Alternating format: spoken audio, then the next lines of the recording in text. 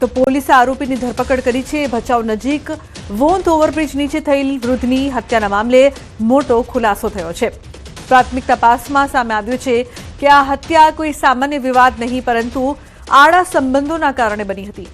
માહિતી મુજબ આરોપી મુકેશ સાધુએ પોતાના જ મોટા બાપુ હરિદાસ સાધુની ગોળી મારીને હત્યા કરી હતી। મરણ જનારના પુત્રવધુ સાથે આરોપીના આડા સંબંધો હોવાના કારણે પરિવારમાં તણાવ સર્જાયો હતો। હરિદાસ સાધુ આ સંબંધોમાં અડચણરૂપ બનતા આરોપીએ આ ખૂની પગલું ભર્યું હોવાનું સામે આવ્યું હતું। પૂર્વ કચ્છ ભચાઉ પોલીસે ગણતરીના કલાકોમાં જ ગુનાનો ભેદ ઉકેલી કાઢ્યો છે અને આરોપી મુકેશ સાધુની ધરપકડ કરી લીધી છે। પોલીસે આરોપી વિરુદ્ધ ભચાઉ પોલીસ મથકે ગુનો નોંધીને આગળની કાયદેસરની કાર્યવાહી હાથ ધરી છે। વોંધ ગામ ખાતે પુલ નીચે મરણ જનાર હરિદાસની ફાયરિંગ કરી મૃત્યુ નિપજાવવામાં આવે છે। સમગ્ર બનાવની ગંભીરતા જોતા માનનીય border range IGP Shri Chirag Kodiya સાહેબ તથા પોલીસ અધિક્ષક શ્રી સાગર બાગમાર સાહેબની સૂચના અન્વયે જિલ્લા પોલીસની અલગ અલગ ટીમો બનાવી આરોપી મુકેશ સાધુને રાઉન્ડ અપ કરવામાં આવેલ છે। અન્ય સમાચાર અમદાવાદથી છરીની અણીએ લૂંટની ઘટના થલતેજના ગેસ્ટ હાઉસમાંથી 92,000ની લૂંટ કરવામાં આવી છે। રૂમ બુકિંગના બહાને લૂંટ કરીને શખ્સો ફરાર થયા છે। આ સમગ્ર ઘટના સીસીટીવીમાં કેદ થઈ છે। બોળકદેવ પોલીસે આરોપીઓની શોધખોળ શરૂ કરી છે। સહજાનંદ કોમ્પ્લેક્સની રાજવંશી ગેસ્ટ હાઉસની આ સમગ્ર ઘટના છે। પોલીસ દ્વારા આરોપીઓની શોધખોળ કરવામાં આવી રહી છે। થલતેજમાં છરીની અણીએ લૂંટની આ ઘટના બનતા ચકચાર મચી છે। ગેસ્ટ હાઉસમાંથી 92,000ની લૂંટ કરીને આ શખ્સો ફરાર થયા છે અને સીસીટીવીમાં પણ કેદ થયા છે। તો સીસીટીવી ફૂટેજના આધારે પોલીસ દ્વારા તપાસ કરવામાં આવી રહી છે। પોલીસે આરોપીઓની શોધખોળ આદરી છે। થલતેજમાં છરીની અણીએ લૂંટની ઘટના સામે આવી છે। ઉલ્લેખનીય છે કે સહજાનંદ કોમ્પ્લેક્સની રાજવંશી ગેસ્ટ હાઉસની આ સમગ્ર ઘટના છે જેમાં પોલીસ દ્વારા તપાસનો ધમધમાટ છે તે શરૂ કરવામાં આવ્યો છે। બોળકદેવ પોલીસે આરોપીઓની શોધખોળ શરૂ કરી છે। ઉલ્લેખનીય છે કે રૂમ બુકિંગના બહાને લૂંટ કરીને આ શખ્સો ફરાર થયા હતા। થલતેજના ગેસ્ટ હાઉસમાંથી 92,000 રૂપિયાની લૂંટ ચલાવીને આ શખ્સો છે તે ફરાર થયા છે। જોકે સીસીટીવી સામે આવ્યા છે જેના આધારે પોલીસ છે તે તમામ આરોપીઓની શોધખોળ કરી રહી છે। સહજાનંદ કોમ્પ્લેક્સની રાજવંશી ગેસ્ટ હાઉસની આ સમગ્ર ઘટના જે બાદ ચકચાર મચી છે। નવીન જોડાયા છે ફોન લાઈન પર વધુ માહિતી આપવા માટે। નવીન, શું છે વધુ વિગત આ સમગ્ર મામલે? લુબના, જે રીતે થલતેજની અંદર એક હોટલની અંદર આ લોકો જે છે તે લોકો ગયા હતા અને ત્યાં રૂમ રાખવાના ભાડે રાખવાના ઈરાદેથી ત્યાં ગયા અને ત્યાંથી પછી તે લોકોએ લૂંટ કરી છે 94,000 રૂપિયાની છરી બતાવીને। જો છરી બતાવીને લૂંટ કર્યા પછી આ લોકો જે નીચે ઉતરે છે અને ગાડીમાં તે લોકો ફરાર થાય છે તેના સીસીટીવી પણ સામે આવ્યા છે। તો ક્યાંક ને ક્યાંક સમગ્ર ઘટનામાં લૂંટ બાદ જે છરી બતાવીને લૂંટની ઘટના બનતા પોલીસે એફઆઈઆર દાખલ કરી અને આરોપીઓની સીસીટીવીના આધારે તપાસ શરૂ કરી છે। બિલકુલ નવીન, આભાર સમગ્ર માહિતી બદલ। અરવલ્લીમાં નશાની હાલતમાં શિક્ષક ઝડપાયો છે। મોડાસાની અમલાઈ જૂથ પ્રાથમિક શાળાની આ સમગ્ર ઘટના છે। યશવંત કડિયા નામનો શિક્ષક દારૂ પીધેલો ઝડપાયો છે। ચાલુ શાળાએ નશો કરીને ક્લાસરૂમમાં બેઠો હતો શિક્ષક। ધોરણ 1ના શિક્ષકની આવી સ્થિતિ મામલે અન્ય શિક્ષકોએ જ પોલીસને જાણ કરી હતી। તો મોડાસા રૂરલ પોલીસે નશામાં ધૂત શિક્ષકને પકડીને કાયદેસરની કાર્યવાહી હાથ ધરી છે। શિક્ષકની બ્લડ સેમ્પલ લઈ પોલીસે કાર્યવાહી હાથ ધરી છે।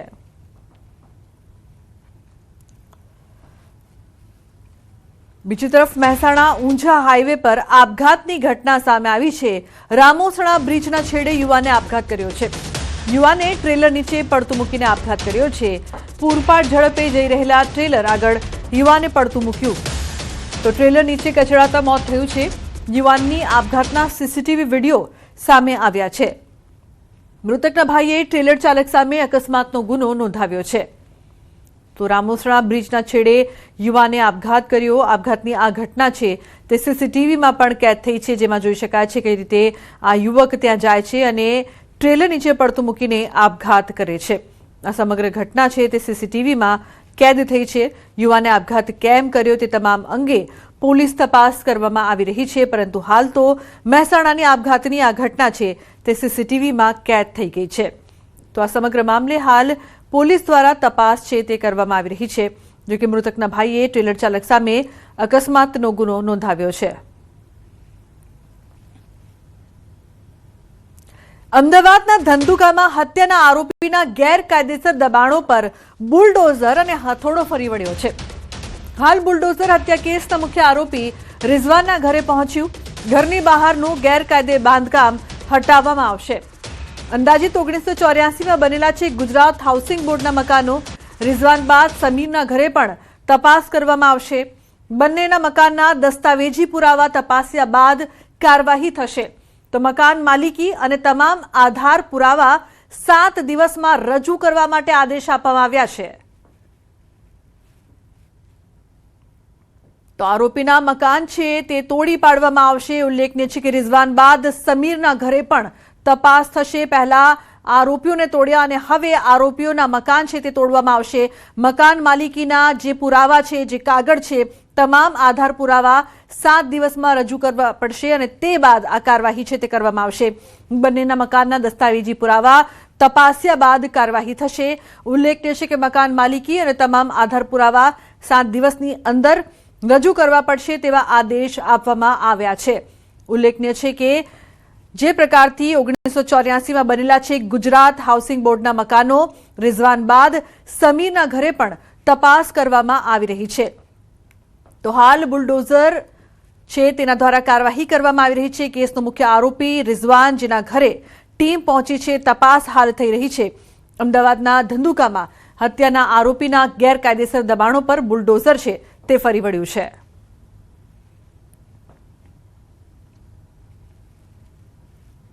અંબાજી શક્તિપીઠના કાયાકલ્પ માટે રાજ્ય સરકારના 1632 કરોડના માસ્ટર પ્લાન અંતર્ગત રીડેવલપમેન્ટ કામગીરી તેજ ગતિએ ચાલી રહી છે.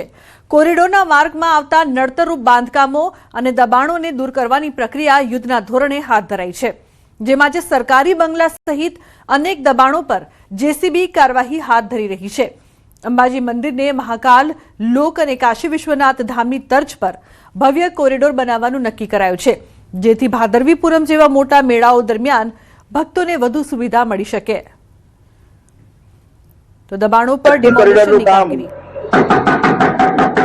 શરૂ થઈ ગયેલ છે, કામકાજ શરૂ થઈ ગયેલ છે. બાકી આગામી સમયમાં જે બીજા કોઈ જે પ્રોજેક્ટમાં આવતી જે સરકારી ઇમારતો છે, મંદિર ટ્રસ્ટની જે છે, એ બધી તમામ તોડવાની કામગીરી અમે કરી રહીશું. સુરતના વરાછા વિસ્તારમાં જમીન વ્યવસાય સાથે સંકળાયેલા વ્યક્તિ પર જીવલેણ હુમલો કરનાર આરોપીને પોલીસે ભણાવ્યો છે પાઠ. આરોપીને ઘટના સ્થળે લઈ જઈને રિકન્સ્ટ્રક્શન કર્યું છે. સોસાયટીના ગેટ નજીક ફરિયાદી પર હુમલો કરવામાં આવ્યો હતો. પ્રાથમિક તપાસ મુજબ મોટા વરાછા વિસ્તારમાં આવેલી જમીનને લઈને ચાલતી અદાવતના કારણે આરોપી ચિરાગે પોતાના સાથીદારો સાથે પહોંચીને ધમકી આપ્યા બાદ અચાનક હુમલો કર્યો હતો. ફરિયાદીને નીચે પાડી લાકડીઓ વડે માર મારવામાં આવ્યો હતો, જેમાં તેઓને ગંભીર ઈજાઓ પહોંચતા સારવાર માટે હોસ્પિટલમાં ખસેડવામાં આવ્યા છે. ઘટનાની જાણ થતાં જ પોલીસે ઝડપી કાર્યવાહી કરી છે અને આરોપીની ધરપકડ કરી છે, જ્યારે અન્ય આરોપીઓ ફરાર છે અને તેમની શોધખોળ ચાલી રહી છે. ત્રણેય આરોપીઓએ ભેગા મળી અને ફરિયાદી ઉપર ધોકાથી જાન લેવા હુમલો કરેલો અને એમાં ફરિયાદીના હાથે, પગે તેમજ શરીરે એમ જુદા જુદા ભાગે ધોકાથી ઈજાઓ પહોંચાડી આ સદરુ ગુનાના કામે આરોપીની ધરપકડ કરવામાં આવેલ અને જેના અનુસંધાને ગુનાવાળી જગ્યાનું પંચનામું કરવા માટે આરોપીની હાજરીમાં રિકન્સ્ટ્રક્શન પંચનામું વરાછા પોલીસ સ્ટેશનના આઈઓ દ્વારા કરવામાં આવેલ. હવામાન વિભાગની આગાહી મુજબ રાજ્યમાં આગામી 3 દિવસ બાદ તાપમાનમાં 2 થી 3 ડિગ્રીનો વધારો નોંધાઈ શકે છે. પશ્ચિમથી ઉત્તર પશ્ચિમ દિશાના પવન ફૂંકાઈ રહ્યા છે. 26 એપ્રિલે તાપમાન 40 થી 43 ડિગ્રી સુધી પહોંચવાની શક્યતા છે, જેમાં અમદાવાદમાં મહત્તમ તાપમાન 42 થી 43 ડિગ્રી રહેવાનું અનુમાન છે, જ્યારે દરિયાકાંઠાના વિસ્તારોમાં તાપમાન 35 થી 40 ડિગ્રીની વચ્ચે રહેશે અને ત્યાં ગરમ તેમજ ભેજવાળા પવન ફૂંકાશે. 27 अप्रैल तक इसमें गुजरात राज्य, यूनियन टेरिटरी, दीव दमन दादरा नगर हवेली के लिए मौसम अगले 7 दिन आमतौर पर शुष्क रहने का पूर्वानुमान है. इसमें जो उच्चतम तापमान है अगले 3 दिन तक कोई बड़ा बदलाव नहीं रहेगा, और लेकिन उसके आगे ग्रेजुअल धीरे धीरे 2 से 3 डिग्री टेम्परेचर बढ़ोतरी होने का संभावना रहेगा. और जो हमारा तटीय क्षेत्र है इसमें पवन का जो दिशा रहेगा अभी पश्चिम से उत्तर पश्चिम दिशा से पवन चलने का स्थिति रहेगा। રાજકોટના ગોંડલ નજીક પાઇપલાઇનમાં ભંગાણ સર્જાતા બ્રિજ પાસે સર્જાયો છે જળબંબાકાર. રોડ બનાવવાની કામગીરી દરમિયાન ભંગાણ સર્જાયું છે. ઉનાળાના સમયે પાઇપલાઇન તૂટતા જ પાણીના ઊંચા ફુવારા ઉડ્યા. લાખો લીટર પાણીનો ધોળા દિવસે વેડફાટ થયો છે. હાઈવે પરથી પાણીનો ધસમસતો પ્રવાહ સીધો ચોરડી ગામમાં ઘૂસ્યો છે. ગામના રસ્તાઓ પર નદીઓ વહેતી હોય તેવા દ્રશ્યો સર્જાયા છે. તો શેરીઓ અને રહેણાંક વિસ્તારોમાં કાદવ કીચડવાળું પાણી ફરી વળતા સ્થાનિકોને ભારે હાલાકી. રોડ નિર્માણની કામગીરીમાં બેદરકારીના કારણે પાણીનો વેડફાટ થતા લોકોમાં પણ રોષ પ્રવર્ત્યો છે.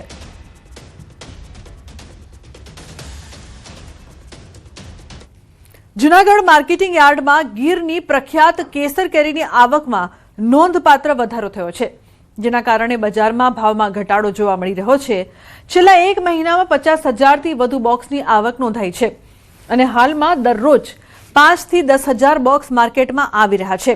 પહેલા 1,500 થી 2,000 રૂપિયા સુધી મળતા ભાવ હવે ઘટીને 800 થી 1,100 રૂપિયા પ્રતિ બોક્સ થયા છે. સારા પાકના કારણે આ વર્ષે કેરીની સિઝન લાંબી ચાલવાની શક્યતા છે. જો કે ગ્લોબલ વોર્મિંગ અને વાતાવરણના ફેરફારના કારણે ખેડૂતોને નુકસાનનો સામનો પણ કરવો પડી રહ્યો છે. આજે જુનાગઢ માર્કેટિંગ યાર્ડની અંદર 8 થી 10,000 કેસર કેરીના બોક્સની આવક છે અને ભાવ 800 રૂપિયાથી લગાવીને 1,100 રૂપિયા સુધી વેચાઈ રહી છે. આવતા દિવસોની અંદર કેસર કેરીની આવક વધશે, જેમ જેમ આવક વધશે તેમ ભાવ ડાઉન થતા જશે. સ્ટાર્ટિંગના ભાવ 1,500 થી 2,000 રૂપિયા બોક્સના ભાવ હતા, પણ જેમ જેમ આવક વધતી જાય છે તેમ બજાર ડાઉન થતી જાય છે. કાઉન્ટર લેકે આવ્યા હતા, ભાવ 800, 850, 900, 1,000 લગી હાલે છે. અમે આ કેદરામણ ભાઈ છે વરાદાડી છે એને કેરી દઈએ છીએ.